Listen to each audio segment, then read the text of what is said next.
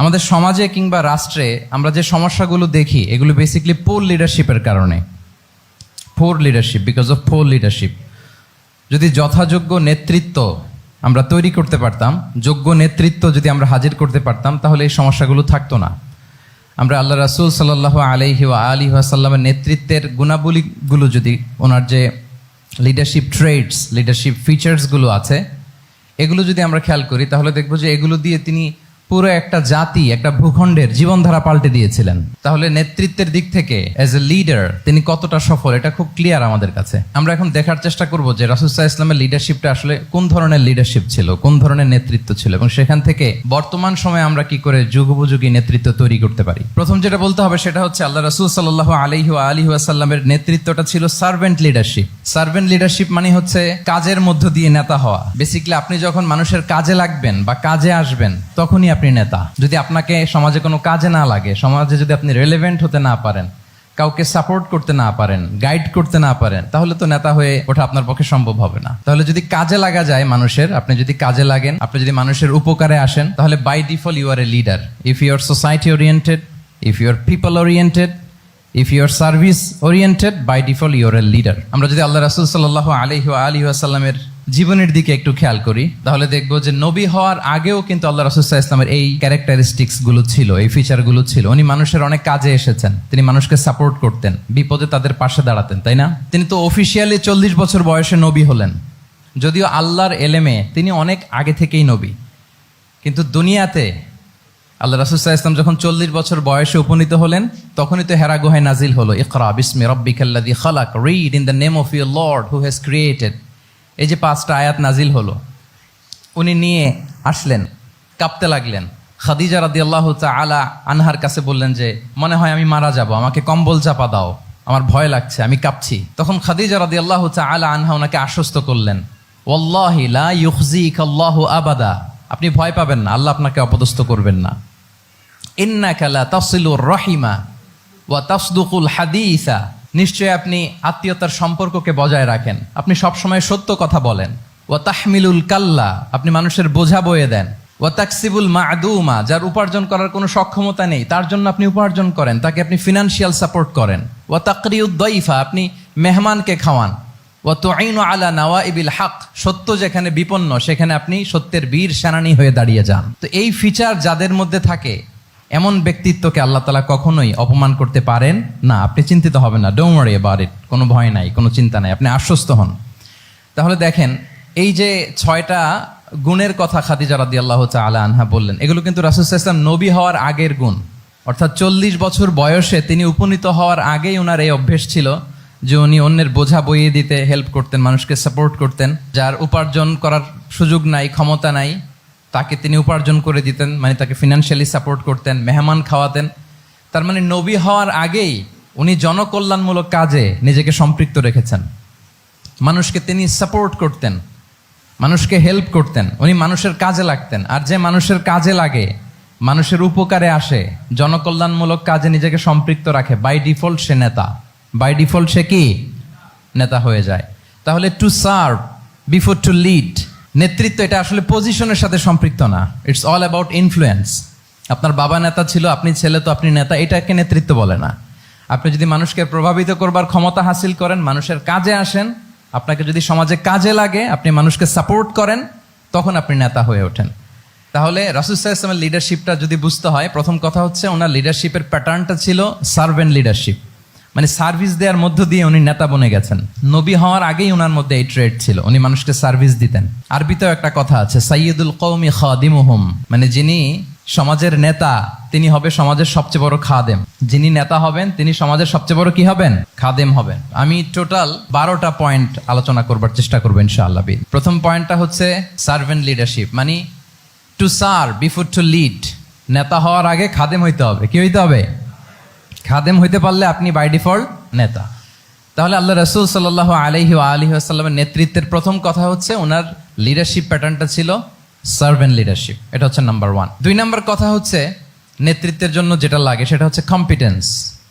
কিছু কম্পিটেন্স লাগে, এর মধ্যে অন্যতম কম্পিটেন্স হচ্ছে এলোকুয়েন্স, বাগ্মিতা, বক্তব্যের পারঙ্গমতা, এটা লাগে। মানে যিনি নেতা হবেন তিনি কথা বলতে জানতে হবে, কথা বলতে পারতে হবে। এবার বলেন তো, আল্লাহ রাসূল সাল্লাল্লাহু আলাইহি ওয়াসাল্লামের এই কোয়ালিটিটা ছিল কি ছিল না? অসাধারণ কমিউনিকেশন স্কিল ছিল আল্লাহ রাসূল সাল্লাল্লাহু আলাইহি ওয়াসাল্লামের। এবং ওনার পাবলিক স্পিকিং এর যে কি দক্ষতা, আমরা ওনার বিভিন্ন বক্তব্যে, ওনার জুমার খুতবায়, ওনার বিভিন্ন আলোচনায়, বক্তব্যগুলো থেকে আমরা বুঝতে পারি। তাহলে নেতা হইতে হলে তার এলোকোয়েন্স লাগে, বাগ্মিতা লাগে। একজন মানুষ সর্বপ্রথম কোন জিনিসের প্রেমে পড়ে জানেন? কথার প্রেমে পড়ে। কিসের? কথার প্রেমে পড়ে। কথার ধরন, কণ্ঠস্বর, তার অ্যাটিটিউড, তার শব্দের জাদু, এটা মানুষের হৃদয়কে জয় করে ফেলে। আল্লাহ রাসূল সাল্লাল্লাহু আলাইহি ওয়াসাল্লাম তিনি নিজেও বলেছেন, ওয়া ইন্না মিনাল বায়ানি লা সিহরা, কিছু কিছু বক্তব্যের মধ্যে জাদু আছে। তো রাসূল সাল্লাল্লাহু আলাইহি ওয়াসাল্লামের এই এলোকোয়েন্স ছিল, এলোকোয়েন্স। তিনি বলতেন, উতিতু জাওয়ামিউল কালিম, আল্লাহ তাআলা আমাকে সর্বমর্ম বাচন ভঙ্গির অধিকারী করেছেন। মানে উনি যেটা বলতেন এটা ছিল very precise in wording but comprehensive in meaning. এটার যে দোতনা, এটার যে appeal to the heart of the people, to the heart of the listener, এটা অসাধারণ, মানুষের হৃদয়কে জয় করে ফেলতো। আল্লাহু আকবার। তাহলে নেতা হইতে হইলে তার কমিউনিকেশন স্কিল লাগবে। কি বলেন? লাগবে। এখন নেতা আসছে, উনি বক্তব্য করতে পারতেছে না, তাহলে কি নেতা হইতে পারবে? তাহলে পাবলিক স্পিকিং, কমিউনিকেশন স্কিল, এটা ইটস এ মাস্ট, এটা নেতার লাগবে। যেমনটি রাসূলুল্লাহ সাল্লাল্লাহু আলাইহি ওয়াসাল্লামের ছিল। উনি সর্বমর্ম বাচন ভঙ্গির অধিকারী ছিলেন। বলতেন কম, কিন্তু এটার অ্যাপিল ছিল অনেক বেশি, এটার ব্যাখ্যা হয়ে যেত অনেক। রাসূল সাল্লাল্লাহু আলাইহি ওয়াসাল্লামের সবচাইতে বড় ভাষণটি ছিল বিদায় হজের ভাষণ, খুব সম্ভবত। ওই ভাষণের টেক্সটগুলোকে যদি একসাথে করা হয়, আমার মনে হয় 10 মিনিটের বেশি লাগবে না ওই টেক্সটগুলো পড়তে। তার মানে সবচাইতে বড় যে ভাষণ ওনার, ওটা কত ছিল? 10 থেকে 12 মিনিটের ভাষণ ছিল। আমরা তো ঘন্টার পর ঘন্টা বক্তব্য করি, তারপরেও তো আমরা মানুষের মনকে খুশি করতে পারি না। উনি সেই যে 1400 বছর আগে 10 মিনিটের একটা ছোট্ট ভাষণ দিলেন, গোটা বিশ্ব আজও হাবুডুবু খায় ওই ভাষণের ভেতর, ঠিক কিনা বলেন? তাহলে উতিতু জাওয়ামিউল কালিম, আমি সর্বমর্ম বাচনভঙ্গির অধিকারী। সুবহানাল্লাহ, ভেরি প্রিসাইজ এন্ড ক্লিয়ার। কতটা প্রিসাইজ এন্ড ক্লিয়ার ছিল রাসূল সাল্লাল্লাহু আলাইহি ওয়াসাল্লামের বক্তব্য? আম্মা জান আয়েশা রাদিয়াল্লাহু তাআলা আনহা বলেন, লাউ আদ্দাহুল আদ্দু লা আহসাহু, তিনি যখন বক্তব্য করতেন, কেউ যদি চাইতো যে দেখি কয়টা শব্দ বললেন বক্তব্যে, কয়টা বাক্য বললেন, চাইলে মুহূর্তে গুনে ফেলা যেত সেটা। এত প্রিসাইজ এন্ড ক্লিয়ার বক্তব্য ছিল যে তিনি কয়টা বাক্য ব্যবহার করেছেন, কয়টা শব্দ ইউজ করেছেন এই বক্তব্যে, চাইলে যে কেউ গুনে ফেলতে পারত। এবং তিনি খুবই শুদ্ধ আরবিতে কথা বলতেন, আফসাহুল লিসান ছিলেন। বিশুদ্ধ ভাষায় কথা বলতে পারা এটা অনেক জরুরি। রাসূল সাল্লাল্লাহু আলাইহি ওয়াসাল্লাম অত্যন্ত বিশুদ্ধ আরবিতে কথা বলতেন। এবং বিশুদ্ধ আরবি জানাটা বা বিশুদ্ধ ভাষাটা এত জরুরি যে আল্লাহ তাআলা তার প্রিয় হাবিবকে এই বিশুদ্ধ ভাষা শেখানোর জন্য মায়ের বুকের দুধ খাওয়া থেকে বঞ্চিত রেখেছিলেন। আমি আবারও বলছি, বিশুদ্ধ ভাষাটা এত জরুরি যে আল্লাহ তাআলা তার প্রিয় হাবিবকে মায়ের বুকের দুধ থেকে বঞ্চিত রেখেছেন শুধু বিশুদ্ধ ভাষার জন্য। তিনি কিন্তু মায়ের বুকের দুধ খেতে পারেন নাই। হালিমাতু সাদিয়ার সাথে সেই বনু সাদ গোত্রে চলে গিয়েছেন, সেখানে ছিলেন। হালিমাতু সাদিয়া ওনাকে দুধ খাইয়েছেন। এরপরে যখন মরুভূমির চমৎকার পরিবেশে একেবারে বিশুদ্ধ আরবি তিনি শিখেছেন, আবার শিশু মুহাম্মদ সাল্লাল্লাহু আলাইহি ওয়াসাল্লামকে তিনি তার মায়ের কাছে ফিরিয়ে দিয়েছেন। তাহলে চিন্তা করে দেখেন যে বিশুদ্ধ ভাষার জন্য মায়ের বুকের দুধকে স্যাক্রিফাইস করা হয়েছে। আল্লাহু আকবার। তাহলে আম্মা জান আয়েশা রাদিয়াল্লাহু তাআলা আনহা বলতেন, লাউ আদ্দাহুল আদ্দু লা আহসাহু, চাইলে যে কেউ গুনতে পারতো যে তিনি প্রিয় নবীজি কয়টা বাক্য বললেন, কয়টা শব্দ। এত প্রিসাইজ এন্ড ক্লিয়ার ছিল। অন্য বর্ণনায় এসেছে, কানা ইয়াতাকাল্লামু বিকালামিন বাইনাহু ফাসলুন, তিনি এমন ভাবে কথা বলতেন, কথার মাঝখানে মাঝখানে পজ দিতেন। কি দিতেন? পজ দিতেন, মানে একটু থামতেন যাতে করে শ্রোতারা বুঝতে পারে। ইয়াতাকাল্লামু বিকালামিন বাইনাহু ফাসলুন, বলতে বলতে মাঝে মাঝে একটা পজ দিতেন যাতে সবাই বুঝতে পারে। ইয়াহফাযুহু মান জালাসা ইলাই, আশেপাশে যারা বসতো তারা সহজে এটা মুখস্থ করে ফেলতে পারে। পজ দিয়ে দিয়ে, থেমে থেমে, এত চমৎকার করে ওনার প্রেজেন্টেশন ছিল, বক্তব্য মালাগুলো ছিল, ফলে যারা শুনতেছে ইজিলি মুখস্থ করে ফেলতে পারত। এবং গুরুত্বপূর্ণ কথা তিনি এমফাসাইজ করতেন, 3 বার বলতেন। একবার তিনি বলতেছেন, আত্তাকওয়া হা হুনা হা হুনা হা হুনা ওয়া ইউশিরু ইলা সাদরিহি সালাসা মাররাত, তাকওয়াকে তিনি এখানে রেফার করেছেন। আমরা তো মনে করি তাকওয়া সব ঢুকে গেছে এইখানে, তাকওয়া ঢুকে গেছে টুপিতে, তাকওয়া ঢুকে গেছে জামাতে, এগুলো তাকওয়ার একটা নমুনা। কিন্তু আল্লাহ রাসূল সাল্লাল্লাহু আলাইহি ওয়াসাল্লাম বলেছেন তাকওয়া এখানে এখানে এখানে, এভাবে 3 বার তিনি ইঙ্গিত করেছেন। গুরুত্বপূর্ণ কথাকে তিনি এভাবে এমফাসাইজ করতেন। মাঝে মাঝে এমন আবেগঘন বক্তব্য উপস্থাপন করতেন, সাহাবারা অশ্রুসিক্ত হতো। ওয়াজিলাত মিনহাল কুলুব যারাফাত মিনহাল উয়ুন, সাহাবারা বলতেন যে আমরা অশ্রুসিক্ত হতাম, আমাদের হৃদয় বিগলিত হতো। এত চমৎকার মর্মস্পর্শী বক্তব্য তিনি করতেন। এটা প্রেক্ষাপটের আলোকে। আবার যুদ্ধের ময়দানে যখন কমান্ড করতেন, তখন আলা সাউতু, ওয়াশতাদ্দা গদাবু, তিনি রেগে যেতেন, উঁচু কণ্ঠে তিনি কথা বলতেন, মনে হচ্ছে একজন সেনাবাহিনীর কমান্ডার তার ব্যাটালিয়নকে কমান্ড করছেন। আল্লাহু আকবার। তাহলে বক্তব্যের যত দিক হতে পারে, স্লো মোশনে তেজস্বী বক্তব্য, খুব জ্বালাময়ী বক্তব্য, আবার মর্মস্পর্শী বক্তব্য, সব ধরনের বক্তব্য তিনি করতেন। সুবহানাল্লাহ। তাহলে এলোকোয়েন্স, 2 নাম্বার হচ্ছে এলোকোয়েন্স। কম্পিটেন্সের খুব গুরুত্বপূর্ণ একটা অংশ হচ্ছে এলোকোয়েন্স, বাগ্মিতা। এটা একজন নেতার থাকা চাই। কি বলেন? একজন নেতার এরকম বক্তব্য দিতে জানতে হবে না? আল্লাহ রাসূল সাল্লাল্লাহু আলাইহি ওয়াসাল্লাম তিনি ঠিক এইভাবে বক্তব্য করতেন। মাঝে মাঝে তিনি ইমোশনাল ইন্টেলিজেন্স ইউজ করতেন, মানে আবেগ অনুভূতিকে নাড়িয়ে দিয়ে শ্রোতাকে প্রভাবিত করে ফেলা। স্পিরিচুয়াল ইন্টেলিজেন্স বা ইমোশনাল ইন্টেলিজেন্স তিনি বক্তব্যের মধ্যে ব্যবহার করতেন। এমনভাবে তিনি নাসিহাত করতেন, এমনভাবে কথা বলতেন, মানুষের আবেগ অনুভূতিকে তিনি নাড়িয়ে দিতেন। আল্লাহু আকবার।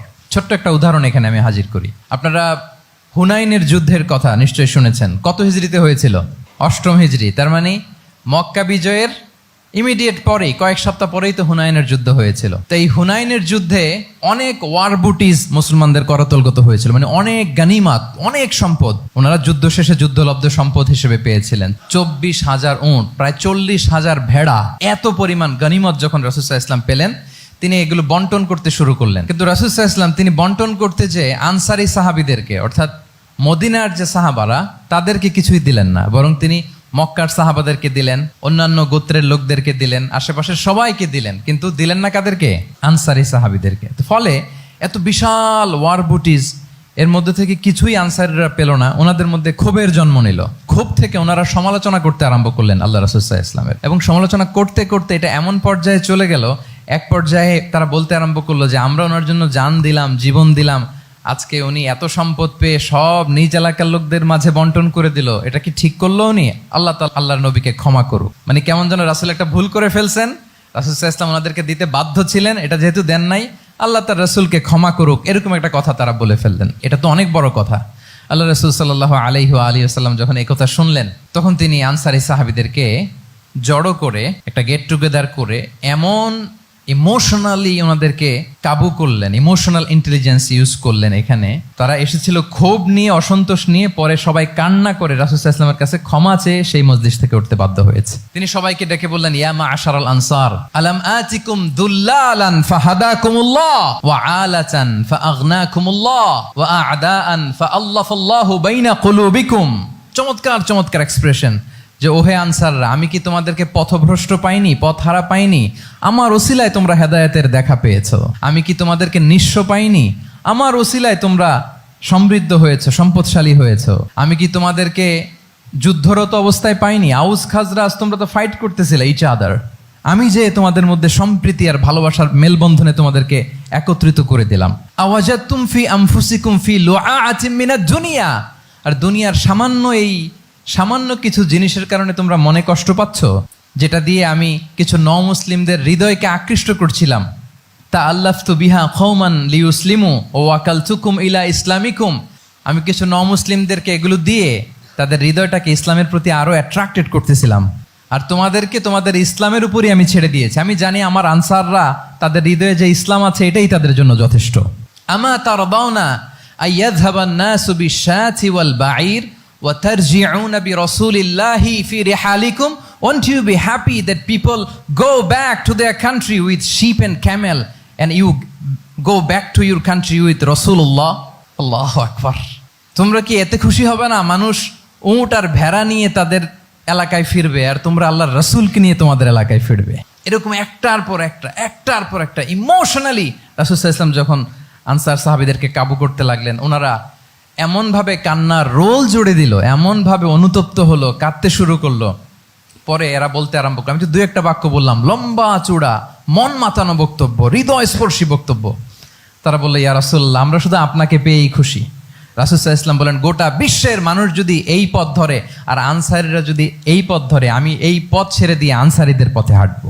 আল্লাহ তুমি আনসারদের ক্ষমা করো, তাদের সন্তানদের ক্ষমা করো, তাদের নাতিদেরকে ক্ষমা করো। এভাবে মর্মস্পর্শী বক্তব্য যখন ইমোশনাল ইন্টেলিজেন্স দিয়ে যখন রাসূল সাল্লাল্লাহু আলাইহি ওয়াসাল্লাম বললেন, সব আনসারী সাহাবারা কাঁদতে আরম্ভ করলেন। সবাই ফাবাকাল কওমু হাত্তা আখদালু লুহাহুম, তাদের প্রত্যেকের দাড়ি ভিজে গেল, এমন কান্না জুড়ে দিল। আল্লাহু আকবার। তাহলে এটা ছিল রাসূল সাল্লাল্লাহু আলাইহি ওয়াসাল্লামের বক্তব্যের মাধ্যমে শ্রোতাদের মাঝখানে প্রভাব সৃষ্টি করার ক্ষমতা। চিন্তা করতে পারেন, হৃদয় কেঁপে ওঠে না এই কথা শুনলে? Won't you be happy people go back to their home with ship and camel and you take the messenger of Allah with you. মানুষ ছাগল ভেড়া নিয়ে ফিরতেছে, তোমরা তো আল্লাহর নবীকে নিয়ে ঘরে ফিরতেছো। আল্লাহু আকবার। তাহলে এই কম্পিটেন্সটা লাগে একজন নেতার, তিনি এরকম মর্মস্পর্শী বক্তব্য দিতে জানতে হবে। 3 নাম্বার হচ্ছে কম্পেশন, মানে সফট হার্টেড, দয়াদ্র হৃদয় হতে হবে। আপনি মানুষের দুঃখ যদি আপনাকে কাঁদায় তবেই আপনি নেতা। আমরা আল্লাহ রাসূল সাল্লাল্লাহু আলাইহি ওয়াসাল্লামের দিকে যদি তাকাই, ওনার তো একটা উপাধিই হচ্ছে রাহমাতাল লিল আলামিন। আল্লাহ রাসূল সাল্লাল্লাহু আলাইহি ওয়াসাল্লামের উপাধি কি? ওমা আরসালনাকা ইল্লা রাহমাতাল লিল আলামিন, we have not sent you but as mercy for all the worlds. নবী হে, আপনাকে সবার জন্য আমি মার্সি করে পাঠিয়েছি, রাহমা করে পাঠিয়েছি।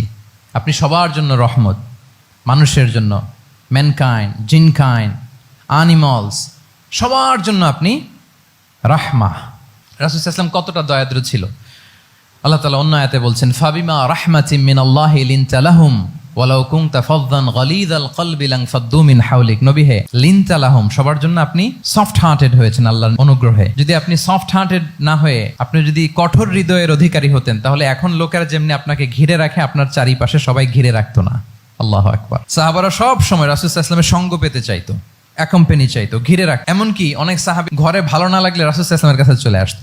এমনকি অনেক সাহাবী বলতেন যে আমার পেটে ক্ষুধা লাগলেই আমি রাসূলের কাছে যেতাম, কারণ রাসূলের চেহারা দেখলে আমার পেটের ক্ষুধা উধাও হয়ে যেত।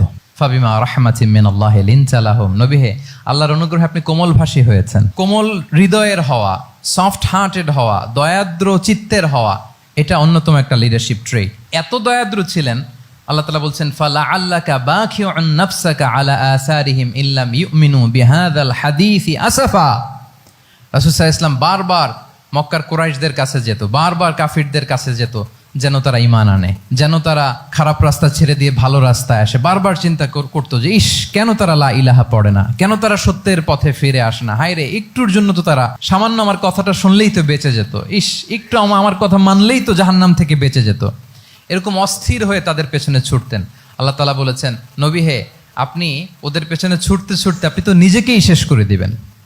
বাখিউন নাফসাক, আপনি তো নিজের দিকে খেয়াল করছেন না, নিজের শরীরের দিকে খেয়াল করছেন না, নিজের স্বাস্থ্যের দিকে, সময়ের দিকে, আপনি পাগল পাড়া হয়ে তাদেরকে বাঁচানোর জন্য ছুটছেন। তাহলে কতটা দয়াদ্র কোমল হৃদয়ের অধিকারী হলে যে কাফেররা রাসূল সাল্লাল্লাহু আলাইহি ওয়াসাল্লামকে ফিজিক্যালি, মেন্টালি এমন কোনো টর্চার নেই, করে নাই, তাদের পিছনে পিছনে ছুটতেন তিনি। হায় রে, একটু যদি ইমানের রাস্তায় আনা যায়, কোনোভাবে যদি তাদেরকে বুঝিয়ে কনভিন্স করা যায়। তাহলে কম্প্যাশনেট, দয়ালু হওয়া, এটা নেতৃত্বের অন্যতম একটা গুণ। আপনার হৃদয়ে দয়া থাকতে হবে, মায়া থাকতে হবে সবার জন্য, কারণ নেতা তিনি তো সবার। লেটসে বাংলাদেশের যিনি প্রধানমন্ত্রী হবেন, আরো রেলেভেন্ট হয়ে যাচ্ছে এখন কথা, সামনে তো নির্বাচন আসতেছে, সো কেউ না কেউ তো প্রধানমন্ত্রী হবে। তো উনি যখন প্রধানমন্ত্রী হবে ধরেন, তো উনি কি শুধু ওনার দলের প্রধানমন্ত্রী হবেন? তাহলে উনি 18 কোটি মানুষের প্রধানমন্ত্রী হবেন, ঠিক কিনা বলেন? তাহলে সবার জন্য ওনার হৃদয়ে দয়া, ভালোবাসা, এটা থাকার দরকার আছে না নাই? তিনি সবার প্রতি কোমল হৃদয়ের হইতে হবে, দয়াদ্র হইতে হবে। প্রধানমন্ত্রী উনি শুধু নিজ দলের প্রধানমন্ত্রী নন, 18 কোটি মানুষের প্রধানমন্ত্রী। তাহলে সফট হার্টেড হইতে হবে। রাসূল সাল্লাল্লাহু আলাইহি ওয়াসাল্লামের মধ্যে এটা ছিল। সবসময় তিনি মাজলুমদের পাশে থাকতেন। আপনারা হিলফুল ফুজুলের কথা জানেন। ওনার বয়স যখন 35, ইয়ামানের এক ব্যবসায়ী আসছিল মক্কায় ব্যবসা করতে। পণ্য বিক্রির পরে আস ইবনে ওয়াইল নামে এক দুষ্ট জালেম, সে পণ্য নিয়ে বলে, আমরা এই এলাকার লোক, আমরা দাম দিব না, কি করতে পারো করো। এই লোক কান্না জুড়ে দিল। তার কান্না দেখে রাসূল সাল্লাল্লাহু আলাইহি ওয়াসাল্লামের হৃদয়ে দয়া হলো। তিনি ওনার চাচা জুবাইর ইবনে আব্দুল মুত্তালিব সহ ওনার মতো যারা ইয়াং স্টার আছে সবাইকে নিয়ে একটা সংঘ করলেন। এটাই তো হালাফুল ফুদুল, মূলত নাম হচ্ছে হালাফুল মুত্তাইয়িবিন। জাহিলি যুগে ওনাদের প্রথা ছিল, কোনো একটা ভালো কাজে কেউ যখন এক হতো, রং ভর্তি বালতির ভেতরে হাত ঢুকিয়ে তারা পাথরের মধ্যে ওই হাতের ছাপ দিত, সবাই ওইখানে ছাপ দিত। ফলে কাইন্ড অফ কভেনেন্ট, এটা একটা চুক্তির মতো, যে আমরা চুক্তিবদ্ধ হলাম, এগ্রিমেন্ট করলাম যে আমরা সবাই এক। তো রাসূল সাল্লাল্লাহু আলাইহি ওয়াসাল্লাম ওনার মতো ইয়াংস্টারদেরকে নিয়ে এই হালাফুল মুত্তাইয়িবিন বা হালাফুল ফুদুল করেছেন। এবং এটার মূল কথা ছিল, মূল স্লোগান ছিল, নাহনু মাআল মাজলুম দিদ্দা যালিম, আমরা সবসময় মাজলুমের পক্ষে থাকবো, জালিমের বিপক্ষে। এটা ছিল হিলফুল ফুজুলের কি মূল শিক্ষা। এভাবে সব সময় তিনি মাজলুমদের সাথে ছিলেন। শ্রমিক সাহাবীদেরকে বড্ড ভালোবাসতেন, শ্রমজীবীদেরকে বড্ড ভালোবাসতেন।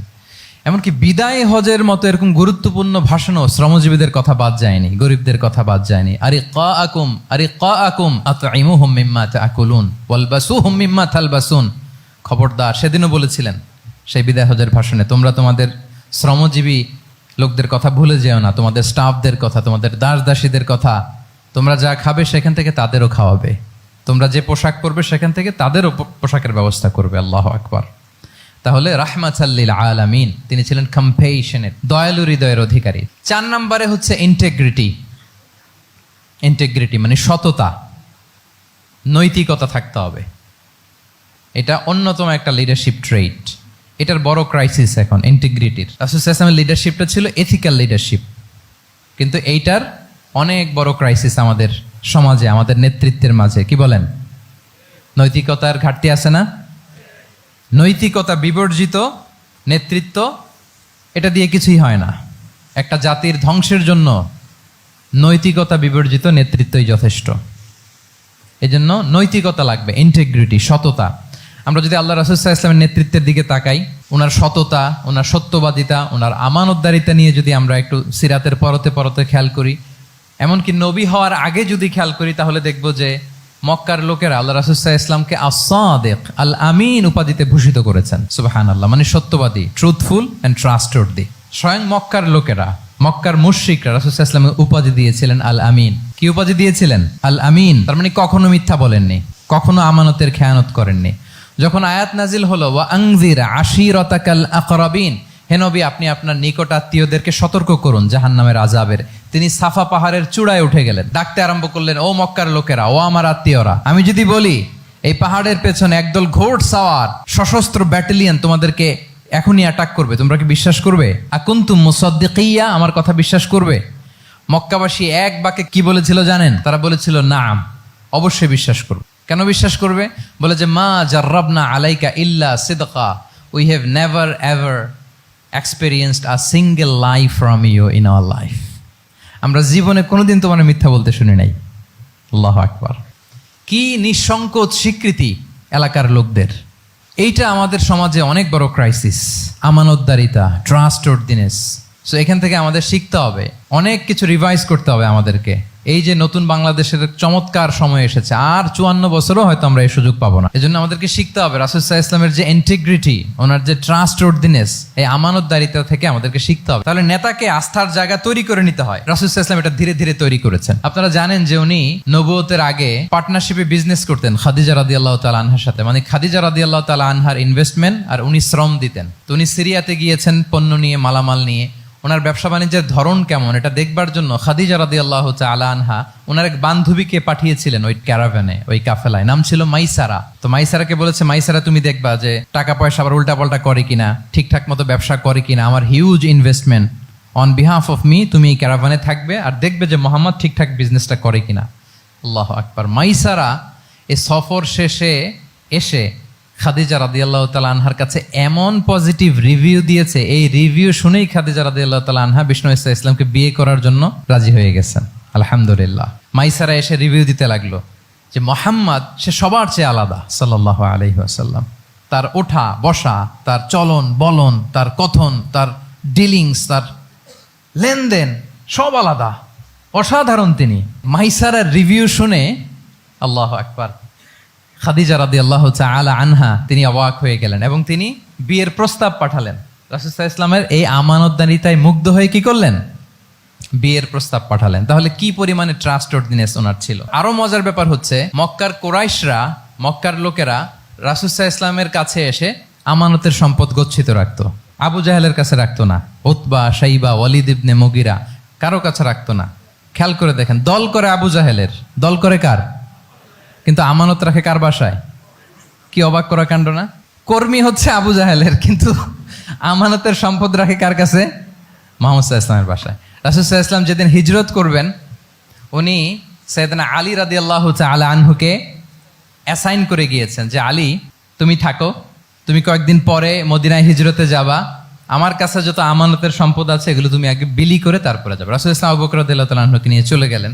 আলী রাদিয়াল্লাহু তাআলা আনহুর টানা 3 দিন লেগেছে যে ডেপোজিটগুলো রাসূল সাল্লাল্লাহু আলাইহি ওয়াসাল্লামের কাছে ছিল, আমানতের যে জিনিসগুলো ছিল এগুলো বন্টন করতে সাইয়েদনা আলী রাদিয়াল্লাহু তাআলা আনহু 3 দিন সময় নিয়েছেন। 3 দিন, এত পরিমাণ আমানতের সম্পদ রাসূল সাল্লাল্লাহু আলাইহি ওয়াসাল্লামের কাছে ছিল। আল্লাহু আকবার। তাহলে এই আমানতদারিতা, সততা, অনেস্টি, ট্রাস্টওয়ার্দিনেস, এটা অনেক জরুরি নেতৃত্বের জন্য। নেতা হতে চাইলে তাকে আমানতদার হইতে হবে। যদি একজন ট্রু লিডার কেউ হতে চায় তার মধ্যে আমানতদারিতা চাই। কি চাই? আমানতদার। তাহলে ইন্টিগ্রিটি। 5 নম্বরে হচ্ছে গুড ইন্টারাকশন উইথ ফলোয়ার্স। নেতার তার ফলোয়ারের সাথে কি লাগবে? ভালো ইন্টারাকশন লাগবে, সুন্দর একটা সম্পর্ক লাগবে, ভালো বোঝাপড়া চাই। একজন ভালো নেতৃত্বের বৈশিষ্ট্য হচ্ছে নেতা তার ফলোয়ারের সাথে কি করবে? ইন্টারেক্ট করবে। এখানেই বস আর লিডারের মধ্যে পার্থক্য। বস কি করে? অর্ডার করে শুধু। বসের কাজ হচ্ছে এই ডুজ অ্যান্ড ডোন্টস বলে দেয়, এইটা করা যাবে ওইটা করা যাবে, মানে অর্ডার করে, ডিরেক্ট করে। কিন্তু লিডার কি করে? গাইড করে, মেন্টরিং করে, ইন্সপায়ার করে, মোটিভেট করে। So here is the difference between leader and boss. তাহলে বসই হওয়া যাবে না। নেতা হইতে চাইলে বসই হওয়া যাবে না। You have to interact with your followers. আপনার ফলোয়ারের সাথে ইন্টারাকশন লাগবে, তবেই আপনি নেতা। আমরা দেখি রাসূল সাল্লাল্লাহু আলাইহি ওয়াসাল্লামের কেমন ইন্টারাকশন ছিল। রাসূল সাল্লাল্লাহু আলাইহি ওয়াসাল্লাম যে কোনো বড় ডিসিশনে সাহাবাদের সাথে কনসালটেশন করতেন, পরামর্শ করতেন, তারপরে সিদ্ধান্ত নিতেন। ওয়াশাবিরহুম ফিল আমর, এই আয়াতের ভিত্তিতে তিনি সবার সাথে কি করে নিতেন? সাহাবাদের সাথে পরামর্শ করে নিতেন। আপনারা দ্বিতীয় হিজরির যে বদরের যুদ্ধের কথা জানেন। বদরের প্রান্তরটা মদিনা থেকে প্রায় 130 কিলো দক্ষিণ পশ্চিমে। তো ওখানে গেলেন মদিনা থেকে। তিনি যাওয়ার পরে এক জায়গায় তিনি সেনা ক্যাম্প স্থাপন করলেন। স্থাপন করার পরে হাব্বাব ইবনুল মুনজির রাদিয়াল্লাহু তাআলা আনহু তিনি জিজ্ঞেস করলেন, ইয়া রাসূলুল্লাহ, এই যে আপনি এই জায়গায় বদরের প্রান্তরে সেনা শিবির স্থাপন করলেন, সেনা ক্যাম্প স্থাপন করলেন, এটা কি আল্লাহর দেখিয়ে দেয়া কোনো জায়গা নাকি আপনার ইচ্ছায়? তিনি বললেন, আমানজিলান আনসালাকাল্লাহু লাইসা লানা আন নাতাকদ্দামাহু ওয়ালা নাতাআখারা আনহু। এটা কি একেবারে ফিক্সড আল্লাহর পক্ষ থেকে ওহী যে এখানেই শিবির স্থাপন করতে হবে, নাকি আমহুয়া রায়ু ওয়াল হারবু ওয়াল মাকিদা, নাকি এটা যুদ্ধের কৌশল হিসেবে আপনি নিজ থেকে করেছেন? রাসূল সাল্লাল্লাহু আলাইহি ওয়াসাল্লাম বললেন, না, এটা কোনো ওহী না। আমার কাছে মনে হয়েছে, আমার যে অ্যানালিসিস, আমার মনে হয়েছে বদরের যুদ্ধে এখানেই আমাদের পজিশনিংটা হইলে ভালো হয়। হাব্বাব ইবনে মুনজির রাদিয়াল্লাহু তাআলা আনহু বলেন, না, ইদান লাইসা হাযা বিমানসিল ইয়া রাসূলুল্লাহ, তাহলে এইখানে যদি আপনার নিজ থেকে আপনি এটা ডিসাইড করেন, আমি আপনার অনুমতিক্রমে বলতে চাই ইয়া রাসূলুল্লাহ, এটা সুন্দর জায়গা হয়নি। সুন্দর জায়গা হয়নি? তাহলে কোথায়? হাব্বাব বললেন, ওইখানে, ওই যে বদরের একটা কুয়া আছে, এখানে পানির সোর্স আছে। আমরা যদি ওইখানে একটা ব্লকেট দিয়ে দাঁড়াতে পারি, তাহলে কোরাইশরা এসে আর পানি খেতে পারবে না। ওরা পানি না খেয়েই মরবে, যুদ্ধেও মরবে, পানির অভাবেও মরবে। আল্লাহু আকবার। এক মুহূর্ত দেরি করলেন না রাসূল সাল্লাল্লাহু আলাইহি ওয়াসাল্লাম। এই অপিনিয়ন পাওয়ার সাথে সাথেই বললেন, এই সেনা ক্যাম্প এখান থেকে উঠে হাব্বাব যেখানে বলেছে ওইখানে যে সেনা শিবির স্থাপন করো। 1 সেকেন্ডও দেরি করেন নাই। তাহলে কোনো ইগোইস্টিক ঝামেলা ছিল না। ভেরি অ্যাকোমোডেটিভ ছিলেন রাসূল সাল্লাল্লাহু আলাইহি ওয়াসাল্লাম।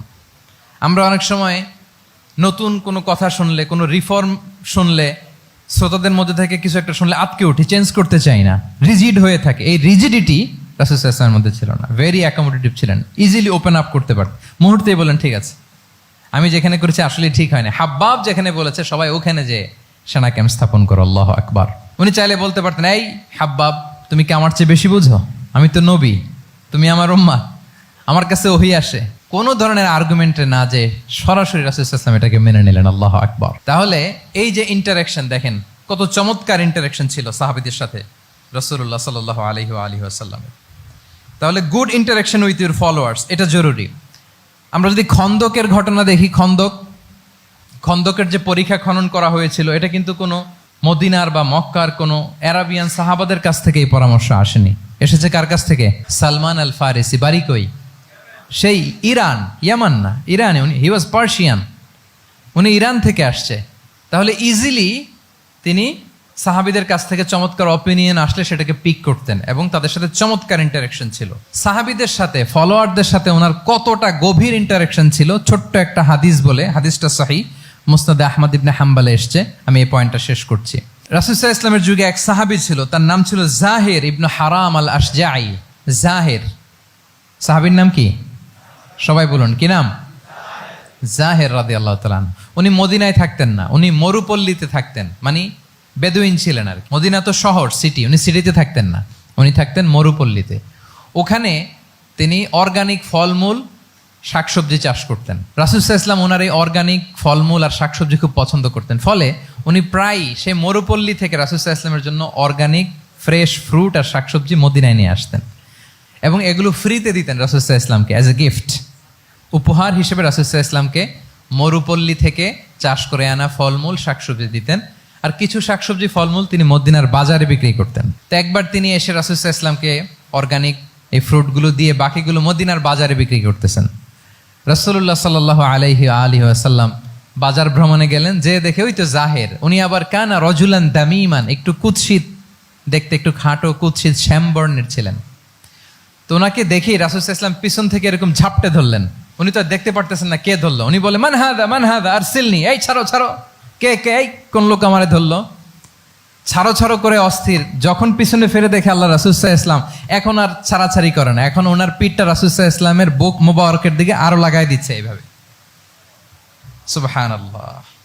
এতক্ষণ বলে এই কে, ছাড়ো ছাড়ো, যখন দেখে রাসূল সাল্লাল্লাহু আলাইহি ওয়াসাল্লাম এখন আর তাড়াহুড়ো করতেছে না, এখন ওনার পিঠটা রাসূল সাল্লাল্লাহু আলাইহি ওয়াসাল্লামের বুক মোবারকের সাথে আরো ঠেলে দিচ্ছে। রাসূল সাল্লাল্লাহু আলাইহি ওয়াসাল্লাম এবার মজার ছড়ে বললেন, মাইয়াশতারি হাযাল আব, ফান করে বলতেছেন, এই একটা দাস আছে আমার কাছে, এই লোকটারে কে কিনবে, আমি বেচবো।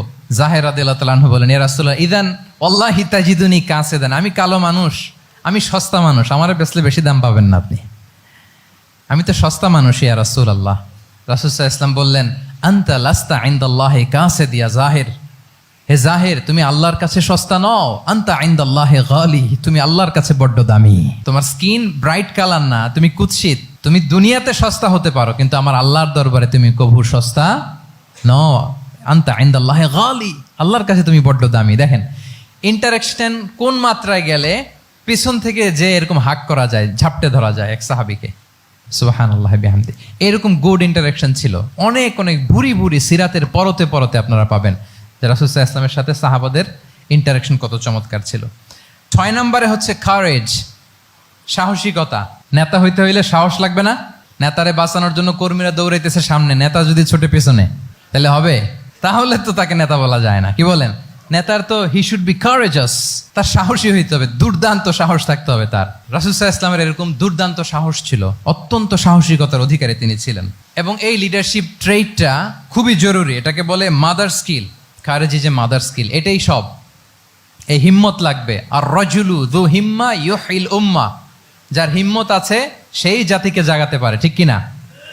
এই যে আমাদের কাছে তো উদাহরণ একেবারে হাতের কাছেই, এই যে 5 আগস্টে, এই যে জুলাই আপরাইজিং, যদি কারেজ না থাকতো আমাদের তরুণদের, আমাদের জেনজিদের, তাহলে এই পরিবর্তন কি আমরা দেখতে পেতাম? না। আমি গল্প শুনছিলাম যে এই চট্টগ্রাম বিশ্ববিদ্যালয় থেকে 2 জন শহীদ হয়েছে, আল্লাহ তাদের কবরগুলোকে তুমি জান্নাতে টুকরা বানিয়ে দাও। এই যে আমাদের তরুণরা তাজা রক্ত দিয়ে একটা চেঞ্জ এনেছে, পরিবর্তন, এটা তো কারেজ, তাদের সাহসিকতার বহিঃপ্রকাশ, ঠিক কিনা? এটা লাগবে। কেউ যদি লিড দিতে চায়, লিডার হতে চায়, তার এটা লাগবে, মাস্ট। রাসূল সাল্লাল্লাহু আলাইহি ওয়াসাল্লাম অত্যন্ত সাহসী ছিলেন। 2-একটা উদাহরণ আমরা সিরাত থেকে দেখি। একবার মদিনাতে রাত্রিবেলা বিকট একটা আওয়াজ হলো, বিকট এত আওয়াজ, সবাই ঘুম থেকে জেগে গেল। ঘুম থেকে জেগে সবাই হতভম্ব, কিরে এত আওয়াজ তো মদিনাতে কখনো শুনি না, ঘটনা কি? কেউ ঘোড়া নিয়ে, কেউ উট নিয়ে, কেউ খচ্চর নিয়ে, কেউ এমনি খালি পায়ে ছুটতে আরম্ভ করলো আওয়াজের দিকে, দেখি যাই কোথায় কি হলো।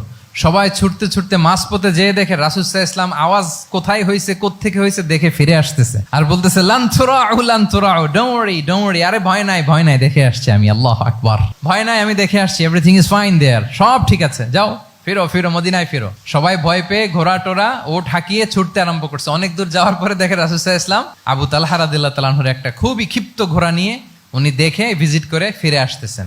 সুবহানাল্লাহ। তাহলে বিপদ ঘটলে নেতা থাকতে হবে কই, সামনে না পেছনে? আমাদের নেতারা থাকে কই? নাকি পেছনেও খুঁজে পাওয়া যায় না? It's a big crisis. নেতা থাকবে কোথায়?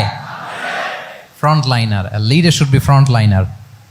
উনি তো লিড দিবে, নেতৃত্ব দিবে। এখন ওনারা যদি খুঁজে পাওয়া না যায় তাহলে থাকবে কিছু না। এই যে শিখতে হবে আমাদের, যেমনটা রাসূল সাল্লাল্লাহু আলাইহি ওয়াসাল্লাম করলেন। বিকট আওয়াজ, উনি আগে চলে গেছে, কাউকে না বলে দেখে টেকে চলে আসতেছে। আল্লাহু আকবার। হুনাইনের যুদ্ধে এক পর্যায়ে মুসলমানরা পর্যদুস্ত হয়ে যাচ্ছিল, আপনারা অনেকে জানেন। To make the long story short, পুরো ঘটনাটা আমি আনবো না। সাহাবারা দিক বিদিক ছুটতে আরম্ভ করলো, পাহাড়ের উপর থেকে এমন প্রবল বেগে তীর ছোড়া হচ্ছিল, সাহাবারা টিকতে পারছিলেন না, কেউ এদিকে কেউ ওদিকে।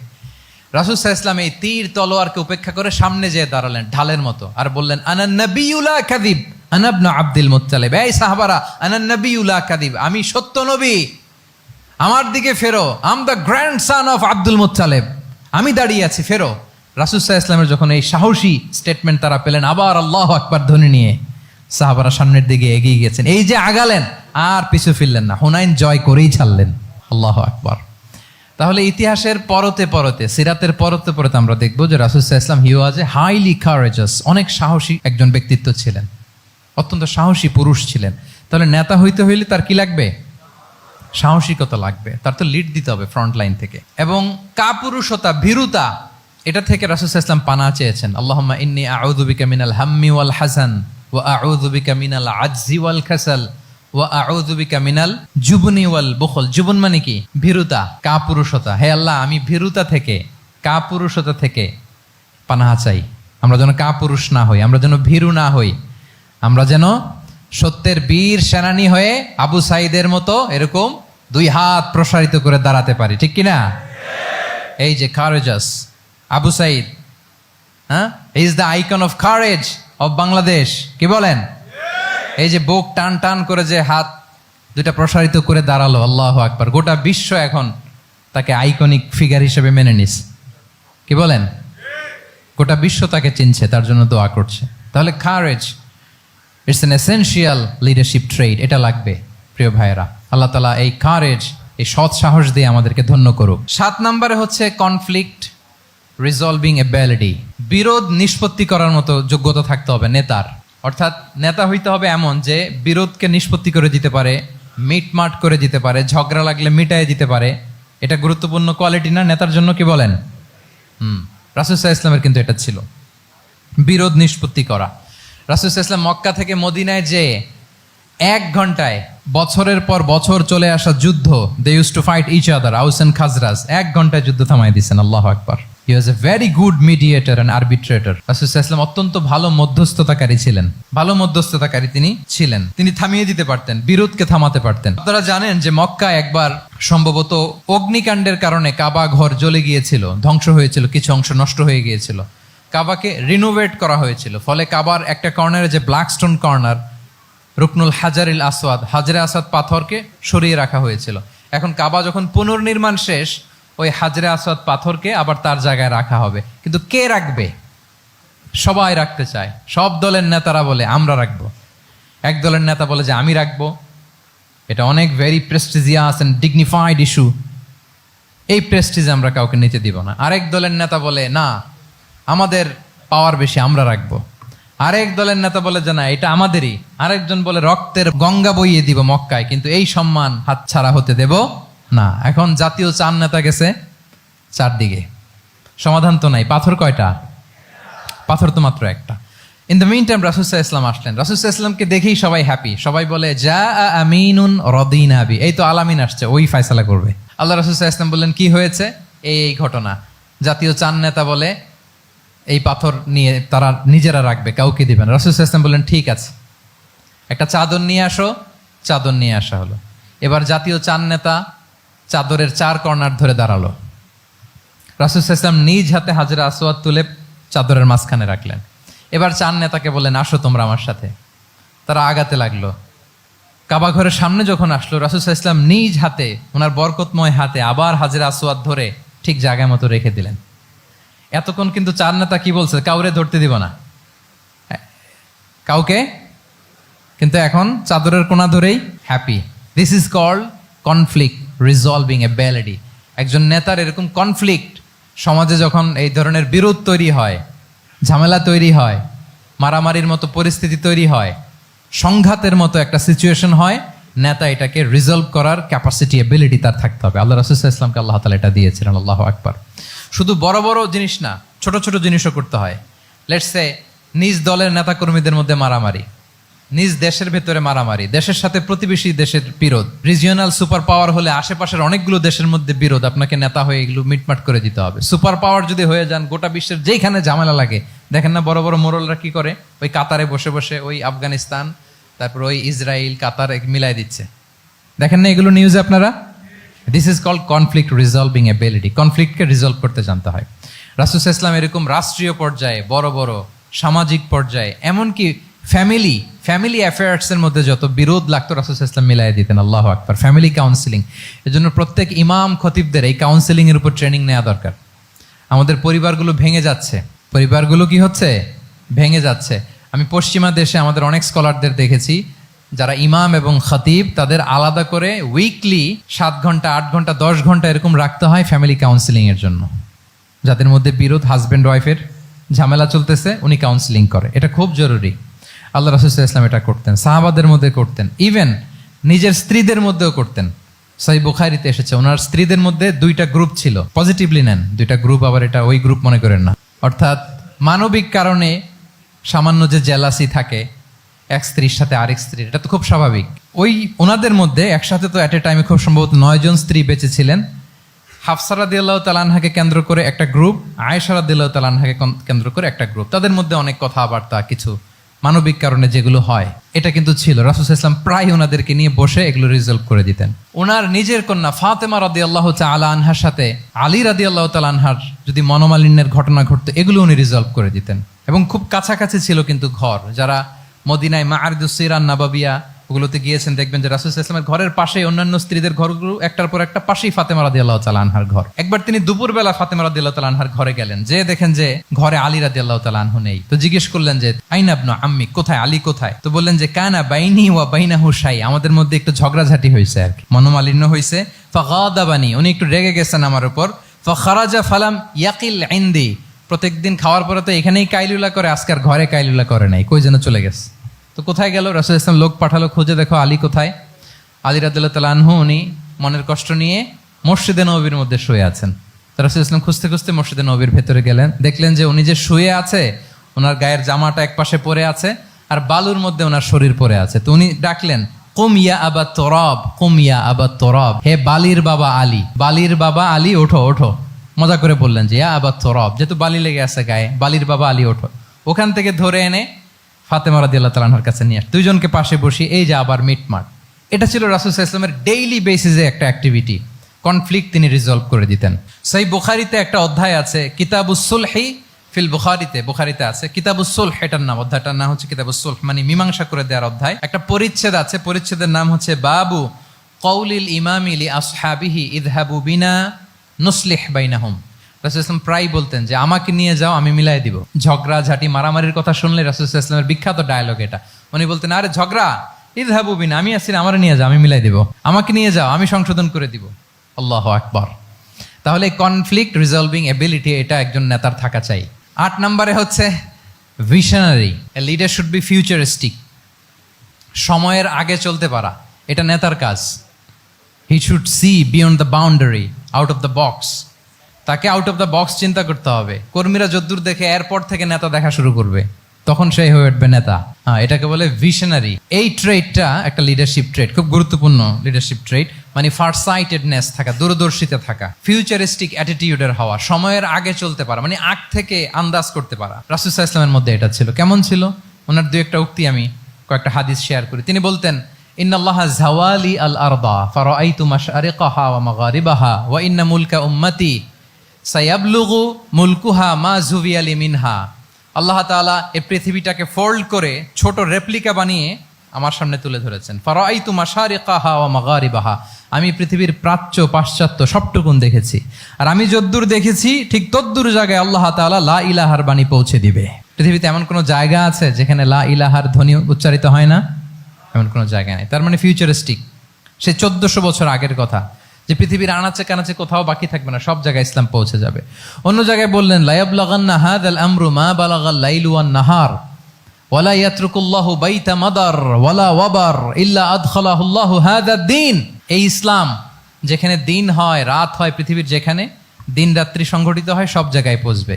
এমন কোনো কাঁচা ঘর, পাকা ঘর, কোনো জঙ্গল, কোনো পাহাড়, কোনো ভূখণ্ড, এই পৃথিবীতে কোনো এমন কোনো জনপদ থাকবে না যেখানে ইসলামের বাণী পৌঁছবে না। সব জায়গায় পৌঁছে যাবে। আল্লাহু আকবার। তাহলে এটা হচ্ছে ফিউচারিস্টিক অ্যাটিটিউডের ব্যক্তিত্ব হওয়ার কারণে তিনি এমনটি বলেছেন। আগাম বুঝে ফেলতেন। আপনারা হুদাইবিয়ার সন্ধির কথা জানেন না? হুদাইবিয়ার ট্রিটির কথা শুনেছেন না?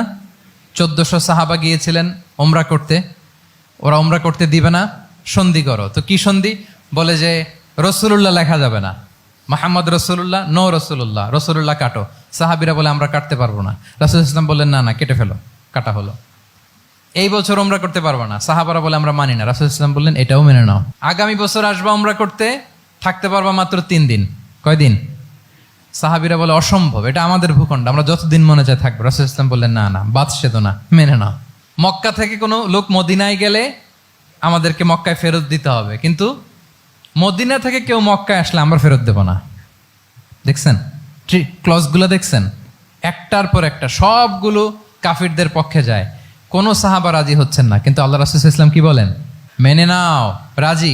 কারণ সাহাবারা তো অতটুক দেখতে পারতেছে না। বলেন 3 তালা উপর থেকে, 3 তালা ভবন থেকে একজন মানুষ যদ্দূর দেখে, 30 তালা ভবনের উপর থেকে কি ওইরকমই দেখে?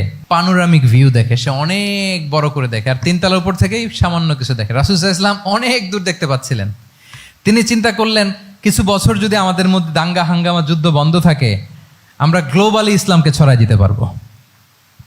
শান্তভাবে মদিনাতে একটা স্ট্রং ইসলামিক কমিউনিটি আমরা তৈরি করতে পারবো। আল্লাহু আকবার।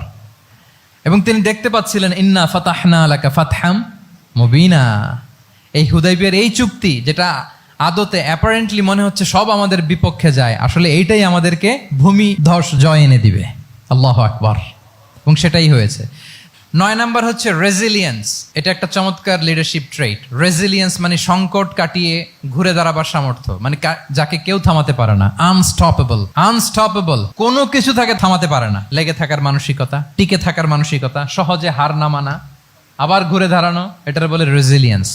এই ক্যাপাসিটি, এই কোয়ালিটি রাসূল সাল্লাল্লাহু আলাইহি ওয়াসাল্লামের মধ্যে ছিল। হি ওয়াজ আনস্টপেবল, হ্যাভিং আনবিলিভেবল সাবর।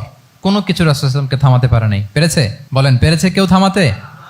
ছোটবেলা থেকে স্ট্রাগল করে একটার পর একটা স্ট্রাগল ফেস করে বড় হয়েছেন। জন্মের আগেই তো ওনার পিতাকে আল্লাহ তাআলা উঠিয়ে নিলেন। তার মানে বাবাকে নিজ চোখে এই দুনিয়াতে আমাদের প্রিয় নবীজি দেখে যান নাই। আল্লাহ রাসূল সাল্লাল্লাহু আলাইহি ওয়াসাল্লাম ওনার বাবাকে, পিতাকে দেখছেন? দেখেন নাই। ওনাদের আমেনা এবং আব্দুল্লাহ, ওনাদের সংসার ছিল মাত্র সপ্তাহখানেক, 1 সপ্তাহ সংসার। এই সপ্তাহখানেকের সংসারেই আল্লাহ তাআলা রাসূল সাল্লাল্লাহু আলাইহি ওয়াসাল্লামকে ওনার মায়ের পেটে পাঠিয়েছেন। আব্দুল্লাহ চলে গেলেন ব্যবসায়, ফিরে আসার পথে ওখানেই মারা গেলেন, ইয়াসরিবে। তার মানে জন্মের আগেই বাবাকে হারালেন, ইয়াতিম হয়ে দুনিয়াতে আসলেন। এরপরে মাকে হারালেন, এরপরে দাদাকে হারালেন, এরপরে চাচাকে হারালেন। Physically, mentally torture, emotionally traumatise করার যত ধরন আছে কাফিররা করেছে। কোনো কিছু রাসূল সাল্লাল্লাহু আলাইহি ওয়াসাল্লামকে থামাতে পেরেছে? ওনার লাইফ থ্রেট ছিল। হিজরতের রাতে তো আল্লাহ তাআলা বললেন আজই যেতে হবে, না হলে হত্যার ষড়যন্ত্র হচ্ছে, ব্ল্যাক ম্যাজিক করা হয়েছে। রাসূল সাল্লাল্লাহু আলাইহি ওয়াসাল্লাম খাসির মাংস, খাসির যে বাজুর মাংস, এটা পছন্দ করতেন। খাইবারে এক ইহুদি নারী এই খাসির মাংসের মধ্যে বিষ মিশিয়ে, পয়জন দিয়ে রাসূল সাল্লাল্লাহু আলাইহি ওয়াসাল্লামকে খাইয়েছিল হত্যার জন্য, একটার পর একটা। বলেন রাসূল সাল্লাল্লাহু আলাইহি ওয়াসাল্লামের মিশন থেকে এক চুল পরিমাণ ওনাকে পেছনে নেওয়া গিয়েছে? He was unstoppable. This is called resilience. একজন নেতার মধ্যে এই রেজিলিয়েন্ট মানসিকতা থাকতে হবে যে আমাকে কেউ থামাইতে পারবে না, আমরা আমাদের মঞ্জিলে মকসুদে যাবই, এই মেন্টালিটির হইতে হবে। এটা হচ্ছে একটা লিডারশিপ ট্রেট, রেজিলিয়েন্ট। 10 নম্বরে হচ্ছে স্ট্র্যাটেজিক লিডারশিপ। নেতার কৌশলী হতে হয়। তার যেই লক্ষ্য, মিশন, ভিশন, এটা সে সুকৌশলে আদায় করে নিবে। শুধু স্ট্র্যাটেজি নিয়ে, রাসূল সাল্লাল্লাহু আলাইহি ওয়াসাল্লামের স্ট্র্যাটেজি নিয়ে সুদীর্ঘ আলোচনা হতে পারে। আমি 2-1টা স্ট্র্যাটেজির কথা বলি, 2-1টা ওয়ার স্ট্র্যাটেজি। যুদ্ধের ময়দানে উনি কি স্ট্র্যাটেজি অবলম্বন করতেন দেখেন। উনি যুদ্ধের ডিস্ট্রাকশনকে, ক্যাজুয়ালিটি মিনিমাইজ করবার জন্য ওনার নির্দেশনা থাকতো, খবরদার কোনো নারীর গায়ে হাত তুলো না যুদ্ধের ময়দানে, শিশুর গায়ে হাত তুলো না, কোনো পাদ্রীর গায়ে হাত তুলো না, উপাসনারত যে সন্ন্যাসীরা আছে তাদের গায়ে হাত তুলো না, ওই এলাকার গবাদি পশুগুলোকে মেরো না, গাছপালা ধ্বংস করো না, যারা তোমাদের বিরুদ্ধে তলোয়ার ধরেনি তাদেরকে অ্যাটাক করো না। আল্লাহু আকবার, হোয়াট এ স্ট্র্যাটেজি! এবং যুদ্ধ চলাকালীন সময়ে সব সৈনিককে উনি এক জায়গায় মোতায়েন করতেন না, 5 ভাগে ভাগ করে নিতেন। ডান পাশে মাইমানা, বাম পাশে মাইসারা, সামনে হচ্ছে মুকাদ্দিমাতুল জাইশ, মাঝখানে কালব, পেছনে খালফ। এইভাবে 5টা ব্যাটালিয়নে ভাগ করে তারপরে তিনি যুদ্ধ পরিচালনা করতেন। What a war strategy! বদরের যুদ্ধে যখন পৌঁছলেন মদিনা থেকে 130 কিলোমিটার দূরে, দূরে আবসা দেখা যায়, মরিচিকার মধ্যে দেখা যায় ওই যে মুশরিকরা ওখানে আসছে, কিন্তু তারা কতজন এটা তো বোঝা যায় না। তো কিছু ছেলে এই মরুভূমিতে থাকে, ওদেরকে পানি সরবরাহ করে। এদেরকে রাসূল ইসলাম জিজ্ঞেস করলেন যে কুরাইশরা যে আসছে তারা সংখ্যায় কত, এটা না জানলে তো উনি ওনার ওয়ার স্ট্র্যাটেজি ঠিক করতে পারবেন না, যুদ্ধের কৌশল। তো এরা বলে নাহনু লা নাদরি, আমরা জানি না কত। এখন এটা কিভাবে তিনি বের করবেন, সংখ্যায় তারা কত, এটা তো আমাকে ফাইন্ড আউট করতে হবে। রাসূল সাল্লাল্লাহু আলাইহি ওয়াসাল্লাম বলেন যে ওরা কি খায়, বলে যে প্রতিদিন ওট জবাই করে খায়। তো রাসূল সাল্লাল্লাহু আলাইহি ওয়াসাল্লাম বলেন যে প্রতিদিন কয়টা ওট লাগে, বলে যে ইয়াউমান তিসআন ও ইয়াউমান আশরান, 2 দিন হয়েছে আসছে, তো প্রথম দিন দেখলাম 9টা জবাই করছে, আজকে দেখছি 10টা জবাই করছে। রাসূল সাল্লাল্লাহু আলাইহি ওয়াসাল্লাম বললেন ইদান আল কওমু মা বাইনা আত-তিসআমিয়া ওয়াল আলফ, তাহলে ওরা 900 থেকে 1000-এর মধ্যে। সুবহানাল্লাহ। এবার বলেন বদরের যুদ্ধে কুরাইশদের সংখ্যা ছিল কত? আল্লাহু আকবার, হোয়াট এ ওয়ার স্ট্র্যাটেজি। নমুনা দেখে বুঝে ফেলছেন কতজন তারা। এইভাবে রাসূল সাল্লাল্লাহু আলাইহি ওয়াসাল্লাম ওনার স্ট্র্যাটেজি নির্ধারণ করতেন। লোকেশন শেয়ার করতেন না, সুবহানাল্লাহ। কোথায় যাবেন বলতেন না, চলো চলো বলে ছুটতেছেন। কোথায় যাবেন উনি জানেন। অ্যাটাক করবেন এইদিকে ডান দিকে, অ্যাটাক করবেন কোন দিকে, কিন্তু মদিনা থেকে বের হতেন বাম দিক দিয়ে। অ্যাটাক করবেন উত্তরে, মদিনা থেকে বের হতেন কোন দিক দিয়ে, দক্ষিণ দিক দিয়ে।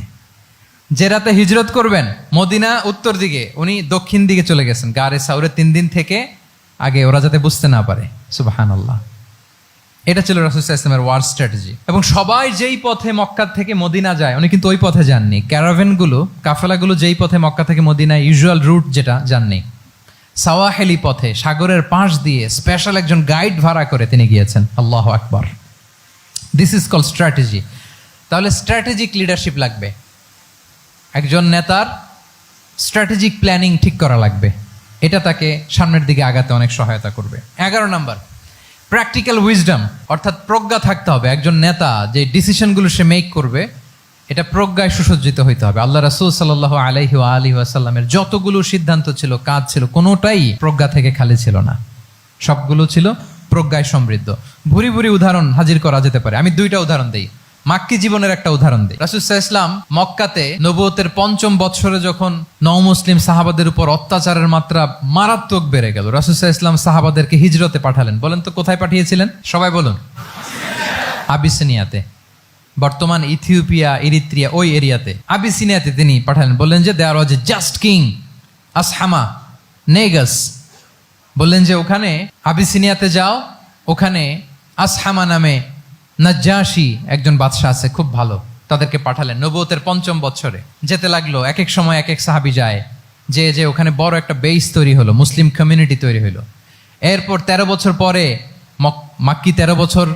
মাক্কি জিন্দেগির 13 বছর শেষ করে নবুয়তের রাসূল ইসলাম কোথায় চলে গেলেন, মদিনায়। মদিনায় যে রাসূল ইসলাম একটা ইসলামী স্টেট তিনি প্রতিষ্ঠা করলেন। 1ম হিজরি যায়, 2য় হিজরি যায়, একটার পর একটা যুদ্ধ যায়, মুসলিম কমিউনিটি বাড়ে, কমপ্লিট ইসলামিক স্টেট হয়ে যায়। কিন্তু ওই আবিসিনিয়া থেকে ওই গ্রুপ আর ফিরে না। নবুয়তের 5ম বৎসরে যে গ্রুপকে রাসূল সাল্লাল্লাহু আলাইহি ওয়াসাল্লাম জাফর ইবনে আবু তালেবের নেতৃত্বে আবিসিনিয়ায় পাঠিয়েছিলেন, তারা মদিনায় কোন হিজরিতে আসছে জানেন? এইটা যদি কেউ উত্তর দিতে পারে তাহলে বুঝবো he is very genius in সিরাত। 9ম, 7ম, মাশাআল্লাহ। কয়জন বলছে? এটা জানতেন কে কে? হাত তোলেন। মাশাআল্লাহ, অনেক জিনিয়াস আছে তো এখানে। হ্যাঁ, লটস অফ জিনিয়াস, মাশাআল্লাহ, মাশাআল্লাহ, তাবারাকাল্লাহ। জি, 7ম হিজরিতে এসেছিলেন জাফর ইবনে আবি তালেবের নেতৃত্বে। এখানে হিকমা, রাসূল সাল্লাল্লাহু আলাইহি ওয়াসাল্লামের উইজডমের ব্যাপারটা হচ্ছে, রাসূল সাল্লাল্লাহু আলাইহি ওয়াসাল্লাম আছেন মদিনাতে, একের পর এক কোরআনের আয়াত নাজিল হচ্ছে, আহকামগুলো সাহাবারা প্র্যাকটিস করতেছে, মসজিদে নববী হলো, ইসলামিক স্টেট হলো, বদরের যুদ্ধ হলো, উহুদ হলো, খন্দক হয়ে গেল, সব হয়ে যায়, কিন্তু ওনারা ফিরেন না কেন? ওনারা ফিরলেন সেই 7ম হিজরিতে খায়বার বিজয়ের পরে। এবং যেদিন জাফর ইবনে আবি তালেব আবিসিনিয়া থেকে সবাইকে নিয়ে ফিরলেন, রাসূল সাল্লাল্লাহু আলাইহি ওয়াসাল্লাম এত খুশি হলেন, উনি বললেন বিআইয়িহিমা আনা লা আদরি বিআইয়িহিমা আনা আফরাহ বিফাতহি খাইবার আও বিকুদুমি জাফর। আজকে কোনটাতে আমি বেশি হ্যাপি আমি জানি না, আমার ভাই জাফরকে পেয়ে নাকি খাইবার বিজয়ের কারণ। আমি কনফিউশনে পড়ে গেছি যে এইটাতে বেশি খুশি হইলাম নাকি ওইটাতে। এর কারণ হচ্ছে রাসূল সাল্লাল্লাহু আলাইহি ওয়াসাল্লাম অপেক্ষা করতেছিলেন যে মদিনা এই স্টেটটাকে আগে ইন্টারনাল এবং এক্সটার্নাল যত থ্রেট হতে পারে সবগুলো থেকে আগে সেফ জোন বানাতে হবে। এমনও হতে পারে মদিনা হাতছাড়া হয়ে যেতে পারে। মদিনা যদি হাতছাড়া হয়, মদিনা থেকেও যদি আমার হিজরত করা লাগে, আমি কই যাব? ওইটারে সেকেন্ড বেস, প্ল্যান বি হিসেবে রেখে দিছিলেন যে জাফর তুমি আইসো না, তুমি থাকো, নতুন নতুন যা আয়াত আসবে আমি সাহাবী দিয়ে এই বিধানগুলো পাঠাবো, ওখানে প্র্যাকটিস করতে থাকো, ইউ উইল বি ফাইন দেয়ার, থাকো, আশা লাগবে না। থাকতে থাকতে 7ম হিজরি পর্যন্ত, খন্দকের যুদ্ধের মাধ্যমে যখন কুরাইশদের 20 দাঁত ভেঙে দেওয়া হলো, 7ম হিজরিতে যখন খাইবার দুর্গ বিজয় হয়ে গেল, now Islam came as a regional super power. রাসূল ইসলাম বুঝলেন আর ইন্টারনাল থ্রেটও নাই, এক্সটার্নাল থ্রেটও নাই, এবার আর কোনো টেনশন নাই। জাফর ইবনে আবি তালেবকে চিঠি পাঠালেন, তিনি বিশাল বাহিনী নিয়ে মুসলিমদেরকে নিয়ে তিনি ব্যাক করলেন মদিনাতে। আল্লাহু আকবার। This is called wisdom, practical wisdom. রাসূল সাল্লাল্লাহু আলাইহি ওয়াসাল্লামের এইভাবে এমন কোনো সিদ্ধান্ত নাই যেটার পেছনে প্রজ্ঞা ছিল না, প্রত্যেকটা সিদ্ধান্ত ছিল প্রজ্ঞায় সুসজ্জিত।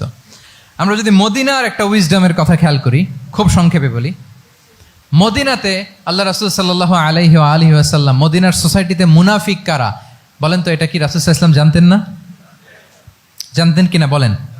এই জানাটা কি ধারণা বেজ, মানে মনে হয় ও মুনাফিক এরকম, নাকি গাইডেড বাই ওয়াহি, গাইডেড বাই রেভেলেশন? স্বয়ং আল্লাহ তাআলা জানিয়ে দিয়েছেন। এরপরও কোনোদিন রাসূল সাল্লাল্লাহু আলাইহি ওয়াসাল্লাম মানুষের সামনে কাউকে মুনাফিক বলে পরিচয় করিয়ে দেন নাই। মদিনার সোসাইটিতে কেউ জানতো না, বুঝতে পারতো আচরণ মুনাফিকের মতো, কিন্তু রাসূল ইসলাম কখনো বলেন নাই যে ও মুনাফিক। কখনো বলছেন? বলেন নাই। চিন্তা করছেন? আমরা তো কথায় কথায় ফেসবুকে মন মতো না হইলে কি লিখি? বেসড অন অ্যাজাম্পশন, আমার মন মতো হয় নাই, ও মুনাফিক। কিন্তু ওহী দ্বারা সুনিশ্চিত হয়েও রাসূল সাল্লাল্লাহু আলাইহি ওয়াসাল্লাম কাউকে মুনাফিক বলে অ্যাড্রেস করেন নাই। আল্লাহু আকবার। কেন করেন নাই? মুসলিম সাহাবারা চটে যাবে, মুনাফিকদেরকে হত্যা করবে, তখন মুশরিকরা, কোরাইশরা, ইহুদিরা কি বলবে? যে মুহাম্মদের অনুসারীরা একে অন্যকে হত্যা করে। কারণ মুনাফিকরা তো অন্য সাহাবীদের মতো তারাও মসজিদে নববীতে এসে রাসূল সাল্লাল্লাহু আলাইহি ওয়াসাল্লামের পেছনে নামাজ পড়তো। অ্যাপারেন্টলি দেখতে তো তারাও মুমিন, দেখতে তারাও কি মুমিন। কখনো রাসূল সাল্লাল্লাহু আলাইহি ওয়াসাল্লাম বলেন না। তবে হুযায়ফা ইবনুল ইয়ামান রাদিয়াল্লাহু তাআলা আনহু নামে একজন সাহাবী, উনি মদিনার গোয়েন্দা বিভাগের প্রধান ছিলেন রাসূল সাল্লাল্লাহু আলাইহি ওয়াসাল্লামের, উনাকে বলে গিয়েছিলেন কারা কারা মুনাফিক। নামের লিস্টটা অ্যাজ এ রেফারেন্স শুধু ওনাকে বলেছিলেন, আর কাউকে বলেন নাই। এজন্য ওমরে ফারুক রাদিয়াল্লাহু তাআলা আনহু যখন মদিনার খলিফা, তখন তিনি কেউ মারা গেলে ওনাকে যখন জানাজার ইমামতির জন্য বলা হতো, উনি দেখতেন যে ওই জানাজায় হুযায়ফা গিয়েছে কিনা। যদি হুযায়ফা ইবনুল ইয়ামান ওখানে যেতেন, উনি ওই নামাজের ইমামতি করতেন। আর যদি দেখতেন ওইখানে হুযায়ফা নাই, ওইখানে ওমরও নাই রাদিয়াল্লাহু তাআলা আনহু, আল্লাহু আকবার, তিনি কৌশলে পাশ কাটিয়ে বলতেন অন্য কেউ এই নামাজের ইমামতি করে দাও, আমি যাব না। আল্লাহু আকবার। তাহলে রাসূল সাল্লাল্লাহু আলাইহি ওয়াসাল্লামের উইজডম দেখেন, তিনি কমিউনিটির মধ্যে ইউনিটি ধরে রাখার জন্য কখনো মুনাফিকদের নাম বাই নেম তাদেরকে চিনতেন, কখনো ডিসক্লোজ করেন নাই। আল্লাহু আকবার। This is called wisdom. 12 number হচ্ছে, লাস্ট পয়েন্ট হচ্ছে succession management. A good leader produces a good leader, a true leader produces a true leader. একজন ভালো নেতা সে ভালো নেতা তৈরি করে, কি বলেন? একজন যোগ্য নেতা আরো যোগ্য উত্তরসূরি তৈরি করে, ঠিক কিনা বলেন? আমি শুধু নেতা, নেতৃত্বের সব গুণ আমার মধ্যে খালি হাবুডুবু খায়, আমি কাউরে নেতা বানাতে পারলাম না, তো আমি চলে যাওয়ার পরে আমার দল চালাবে কে? আমার দেশ চালাবে কে? এই উম্মাকে নেতৃত্ব দিবে কে? রাসূল সাল্লাল্লাহু আলাইহি ওয়াসাল্লাম নিজে যেমনি অনুসরণীয় নেতা ছিলেন, অনুকরণীয় নেতৃত্ব দিয়েছেন, তিনি এরকম নেতৃত্ব তৈরিও করে গিয়েছেন, ঠিক কিনা বলেন? আল খোলাফা আর রশিদিন আল মাহদিন, তাদের কথা যদি খেয়াল করেন, আবু বকর রাদিয়াল্লাহু তাআলা আনহুর ব্যাপারে তো ওনার প্রচ্ছন্ন কিছু ইঙ্গিতও ছিল। ওনার অবর্তমানে নামাজ পড়িয়েছে কে মসজিদে নববীতে? আবু বকর রাদিয়াল্লাহু তাআলা আনহু। ওনার হজ পালনের আগে হজের জন্য পাঠিয়েছিলেন কাকে? 9ম হিজরিতে আবু বকর রাদিয়াল্লাহু তাআলা। এগুলো ছিল প্রচ্ছন্ন ইঙ্গিত। এবং সাকিফায়ে বনু সাঈদাতে ওমরে ফারুক বললেন যে আপনাকেই আমরা নেতা মানি, সবাই এক বাক্যে মেনে নিল। আজও ওই জায়গাটা মসজিদে নববীর এক পাশে সাকিফায়ে বনু সাঈদার বড় সাইনবোর্ড আছে, ওখানে বিকেলবেলা আনসারি সাহাবারা বসে গল্প করতেন। ওই জায়গাতে আবু বকর রাদিয়াল্লাহু তাআলা আনহুর খলিফা নির্বাচনের ব্যাপারটা ঘটেছিল। উনি ওসিয়ত করে গিয়েছিলেন ওমরে ফারুক রাদিয়াল্লাহু তাআলা আনহু খলিফা হবেন। ওমরে ফারুককে যখন অ্যাসাসিনেশন করা হলো, উনি একটা প্যানেল করে দিয়ে গেলেন, সেখান থেকে ওসমান রাদিয়াল্লাহু তাআলা আনহু হলেন। ওসমান রাদিয়াল্লাহু তাআলা আনহুর হত্যা পরবর্তী উদ্ভূত পরিস্থিতিতে আলী রাদিয়াল্লাহু তাআলা আনহু হলেন। একজনের চেয়ে আরেকজন শ্রেষ্ঠ, একজনের চাইতে আরেকজনের মানাকে অসাধারণ, অসাধারণ। এই যে নেতৃত্ব রাসূল সাল্লাল্লাহু আলাইহি ওয়াসাল্লাম এটা জীবদ্দশায় তৈরি করেছেন। যার যেখানে ক্যাপাসিটি দেখেছেন তাকে ওই দিকে উদ্বুদ্ধ করেছেন। যার মধ্যে যুদ্ধের ব্যাপারে জ্ঞান দেখেছেন তাকে যুদ্ধের সেনাপতি বানিয়েছেন। Khalid bin Walid, chief of the Muslim military, মুসলিম বাহিনীর সেনাপ্রধান ছিলেন কে? খালিদ বিন ওয়ালিদ। ওনার দিয়ে কখনো কবিতা লিখতে পাঠাইছেন রাসূল সাল্লাল্লাহু আলাইহি ওয়াসাল্লাম, কিন্তু হাসান বিন সাবিতকে দিয়ে কি করছেন? শুধু কি কবিতা লেখানো, ওনার মিম্বরের পাশে মসজিদে নববীতে আরেকটা মিম্বর বানাই দিয়েছেন, স্টেজ, যে তুমি এখানে দাঁড়িয়ে এমন জ্বালাময়ী কবিতা লিখবে যেন গুজবাম হয় মুসলমানদের, জেহাদের ময়দানের জন্য ঝাঁপিয়ে পড়ে। তাহলে খালিদ বিন ওয়ালিদকে দিয়ে এক কাজ করিয়েছেন, হাসান বিন সাবিতকে দিয়ে আরেক কাজ করিয়েছেন।